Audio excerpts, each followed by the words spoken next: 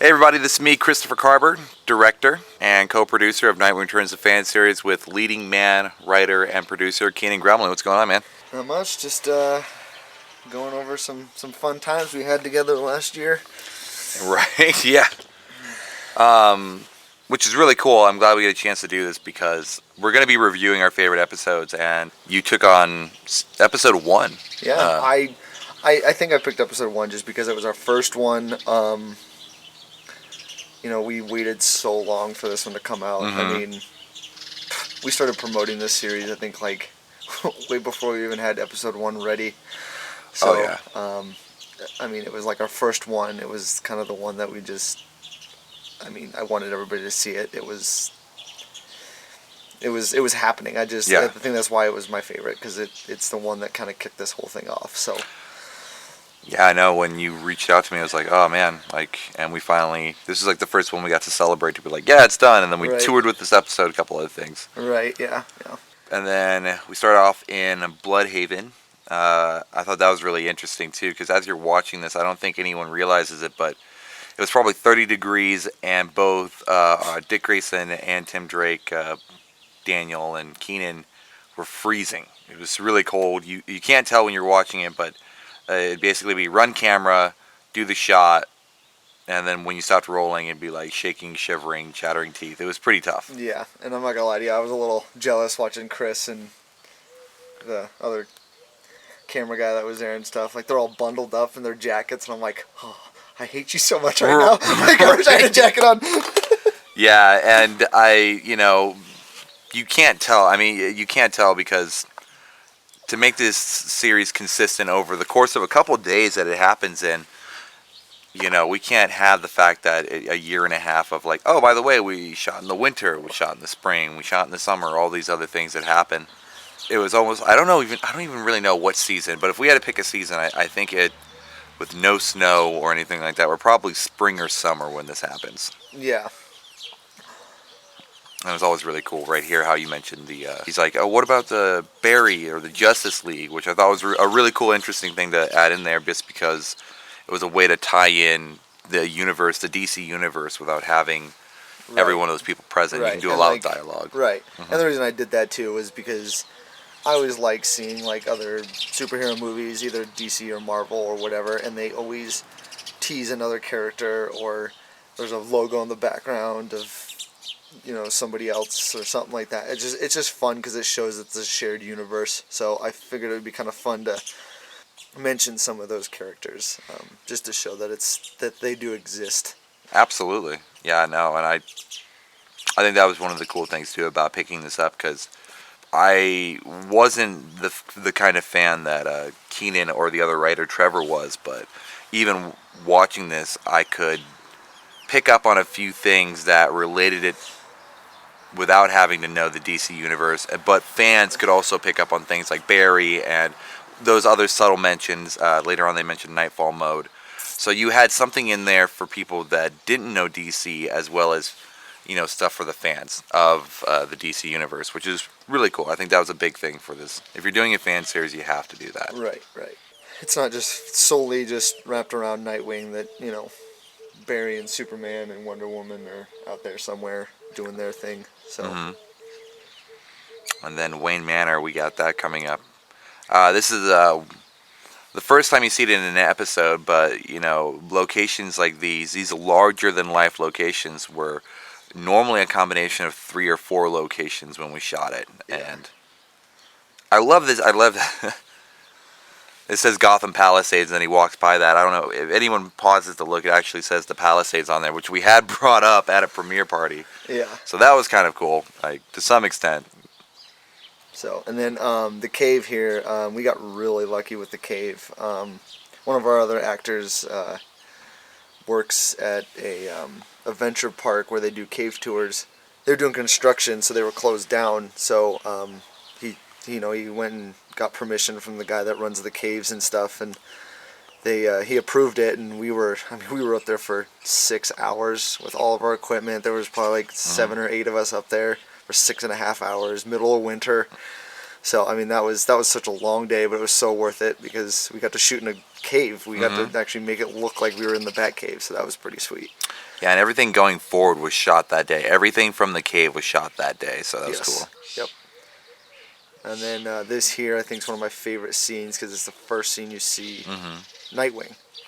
And if you watch that one shot again, you have Nightwing kind of show up. Yeah. There's times So where Nightwing does Total that. Batman thing. 'Cause Yeah. You know how Batman just disappears or just shows up, and everybody's like, where did you come from? kind of thing. Yeah. So. I mean, you basically go between his shoulder to behind his head. Then next time you see it, it's Nightwing again, and then he comes out here and is just a total badass. He takes on all these people. Boom.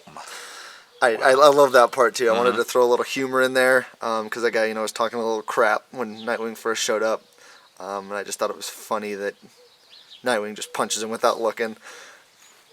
I've always kind of liked that in like old Batman movies or some of the comic books when Batman's not even looking and the guy comes up and he just punches him in the face and he's not even looking. So I always thought that was kind of a fun thing.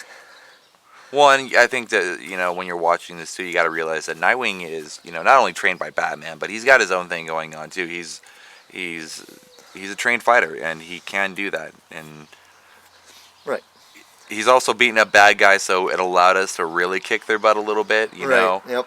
I think when you're doing something like this, you still have to have the hero be the hero. But if they're, if you see gang hang out, bad guys talking smack, I think the superhero's allowed to kick a little bit more butt. Right, exactly. And the humor was always nice too. I think there's a lot of moments in here throughout the series where you get a little bit of humor that I didn't expect. Right.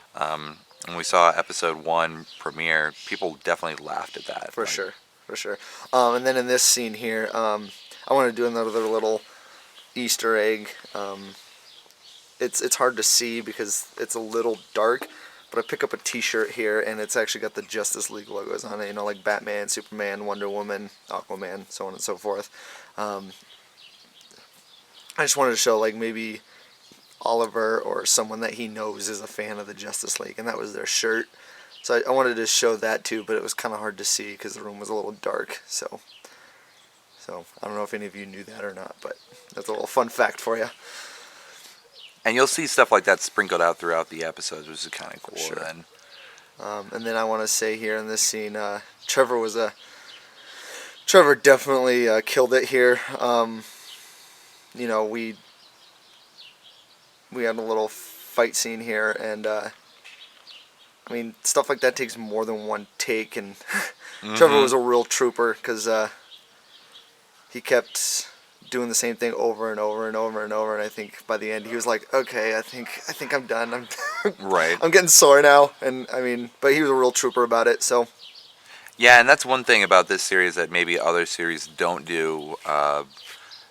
All of our actors did their own stunts. So Keenan did his own stunts. Trevor did his own stunts. Oliver Queen, in this, you'll see everyone did their own stunts, which is an amazing thing from a cast. And then you realize really quick too, outfits have to be combat ready too. I can't even remember how many times. I broke some stuff on mine. Thank God it was at the end of this. It was one of like the last things we shot for episode 1. Things broke, so I'm glad it wasn't like halfway through the episode, because that would have sucked. But kind of gives a reason to have. It gets a little outfits. intense, but it was fun. It was fun. I enjoyed doing my own stunts. I feel like it just makes it a little more fun. I mean, having a stunt guy probably makes it better because I know what they're doing, but it was still fun at the same time doing my own. Yeah, and I think a big thing about this should be having fun. And then Right. as we're going into Queen Industries, another location that was multiple locations. You have your establishing shot that's one spot.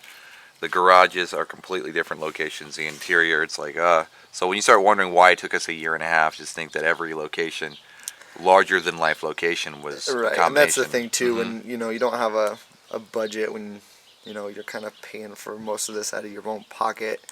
That's kind of what you have to deal with. You don't get a big location where you can shoot everything in one spot for that specific part of the scene. So I mean, everything turned out great, but I mean we didn't get the luxury of just having one specific spot to shoot this part of the scene. We had to Mm-hmm. split it up into different places to make it look like one spot. Different places, different days. Plus, Yep. every one of our cast and crew, had full-time jobs as well. So it's working around work schedules. But yeah, all in all, I mean, incredibly fun. Oh I yeah, mean, and it was worth it. It was worth it. Every bit of it was worth it. So, and then God, you here do a too, lot of reveals in this. We got Green Arrow, we got right? And I think Deathstroke. here is good because Deathstroke was going through Oliver's office at Queen Industries and just trying to find dirt on him basically and blackmail him because Deathstroke and Oliver Queen or Green Arrow have a history with each other.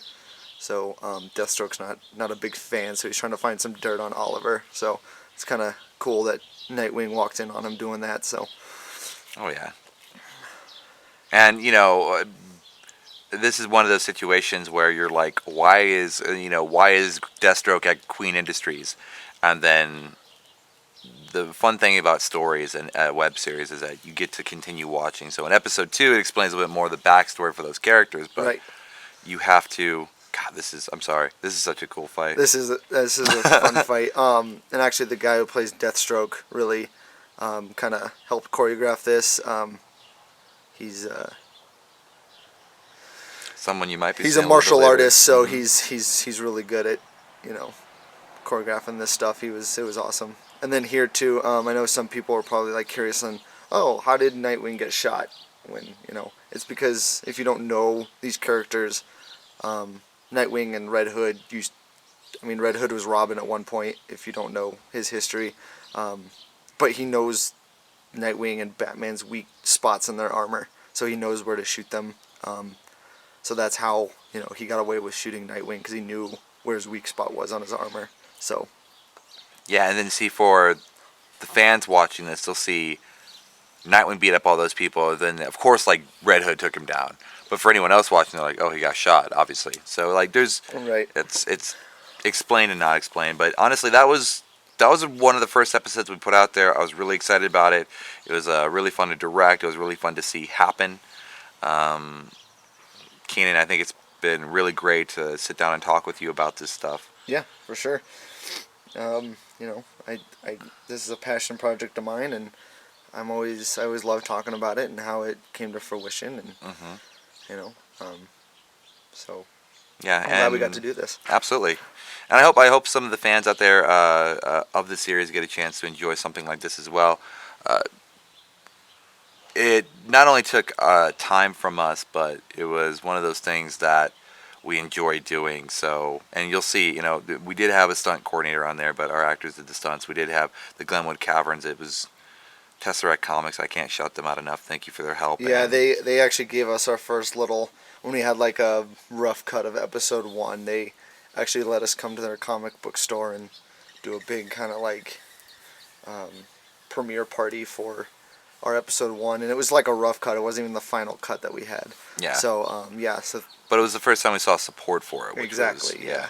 But that all was right. a fun day. All right. All right. Thank you again, Kenny, for coming down here, and Of course. we'll see you guys all in the next video. See ya.